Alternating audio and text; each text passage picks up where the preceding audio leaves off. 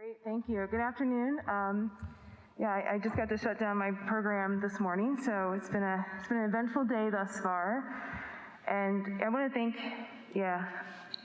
it's so weird to take it off, I'll be honest. I want to thank the chairs for inviting me to give this talk. I have nothing to disclose. So I think I got tapped to give some of these talks and be part of the rapid response team because of my experience with telehealth. I am the medical director of our bariatric program at Christian Care in the state of Delaware, and I have a map here with a star, just in case you don't know.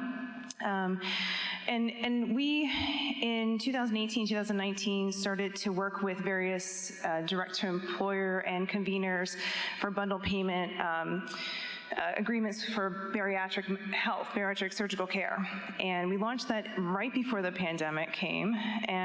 But we were already starting to get into telehealth and how we could integrate that into our practice. And because of this, I actually have 6 different state licenses. My patients mostly come from Kansas City through Cerner, but really come from all over the country.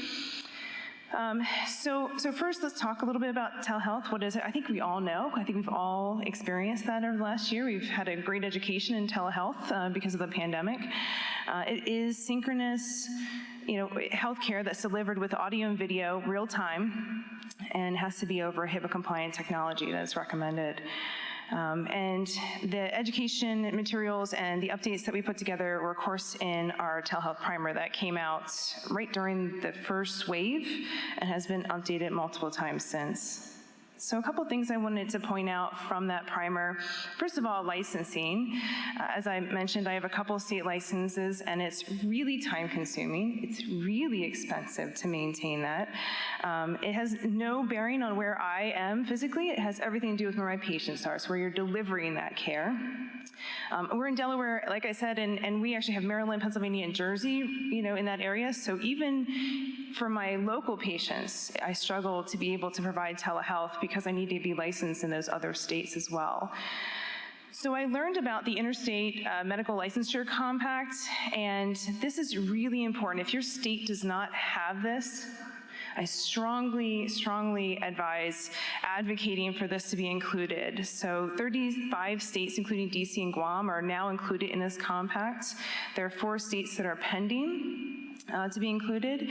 And for $700, so still not cheap, just heads up, you can be part of the compact, and then you actually pay on top of that state license that you're going to be asked to be included. You have to be licensed in your own state, your home state, before you can add on other states. But it actually helps with the paperwork. You don't have to get fingerprinted 100 times. You don't have to go back to your high school records and pull them. So it makes it a little bit easier to be able to do this, but like I said, it can be very expensive. If you get a Wisconsin state license, it's $60. In Nevada, right here, it's $750. So it's highly variable. But that is a really, I think that's going to eventually encompass all 50 states, to be quite honest. Billing and coding was a lot of the early questions that we got about telehealth. So early pre-pandemic, there were some inclusion of telehealth in insurers, like CMS and commercial insurers. And it was really just for rural and remote locations, so it really wasn't widely available and widely covered by many insurers. Since the pandemic, this has changed significantly. And so you would use the same codes that you would normally use for your outpatient, new patient, and established patients. You just had modifiers on and submit those. I expect this to continue to grow over time. And I'm going to give you a website and a little bit here to highlight some of those changes that are occurring. So you've decided to use telehealth in your practice, as many of us have, and there's no clear answer as to, well, should I be doing it? Who should I be seeing via telemedicine? I think this is really an individual surgeon comfort level. For my practice, for example, I only see post-op patients via telehealth and my pre-op clearance visits for bariatric patients. Sometimes I also do the same thing for foregut, but I never see a new patient via telehealth. For the most part, I want to see them face-to-face, especially to build trust with that patient. I feel like that can sometimes be sacrificed if it's not done in person. But everyone's different, to be quite honest, and there's no wrong answer.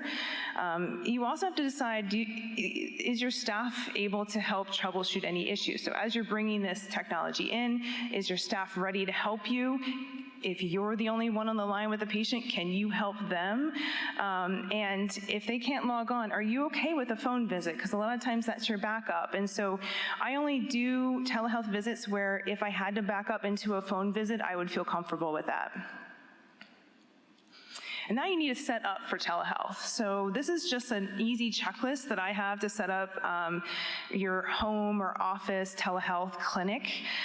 This is actually my home setup. I have a double screen, which is really helpful, so I can have the patient chart on one screen and the patient video on the other.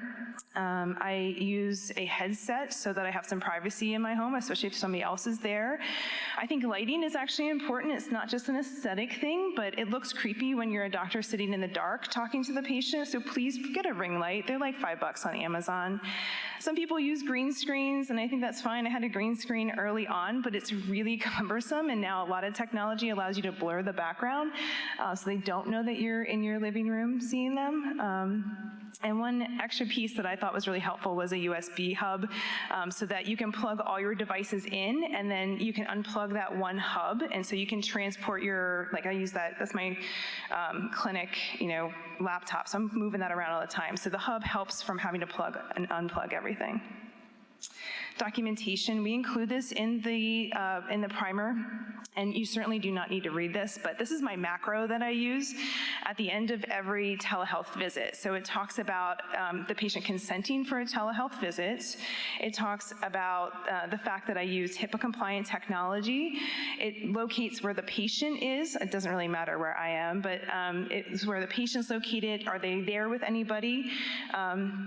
And of course, then your document has to have enough for proper coding. So creating that macro with drop-downs was incredibly easy and has helped save time with each patient. So some pitfalls that I've encountered. So I don't know how many people in the audience use it regularly, but I've had many patients in the mall doing their telehealth, and the reason being is not because they're shopping, it's because that's where they have good Wi-Fi. So access to good Wi-Fi for streaming, it's not universal, and so we have to be aware of that. There's just people that cannot do it. I've had people that are literally driving, and I have to ask them to pull over to have their talk with me. They're patients with their kids jumping around, really not able to pay attention. I've also had people in bed in their pajamas on the phone, like not hiding it at all. So, are they really paying attention? Hard to say. So you really don't want to have really important phone calls and discussions over telehealth if you can help it. This is the website that I talked about earlier. The Center for Connected Health Policy is a really great resource for your state specifically. So you look up your state, what are the current policies and which insurers cover telehealth, and what are any of the nuances involved there. So this is a great resource. Please write this down if you're doing telehealth so you can stay abreast of any changes that are going on in your state specifically. So beyond telehealth, we were able to do a lot of things. So we kind of leveraged our use of Zoom and things like that. We changed around our support groups and our seminars into virtual avenues. We have small group sessions now virtually. We have upped our ante on the websites by having web videos, and we've really connected to our patients via Facebook. Has been great support for them. Where we go in the future with telemedicine, hard to tell. Maybe Dr. Bezos knows, but I think that we have this here to stay, and how we utilize it is really going to be interesting, and I'm looking forward to the future of it. Thank you very much.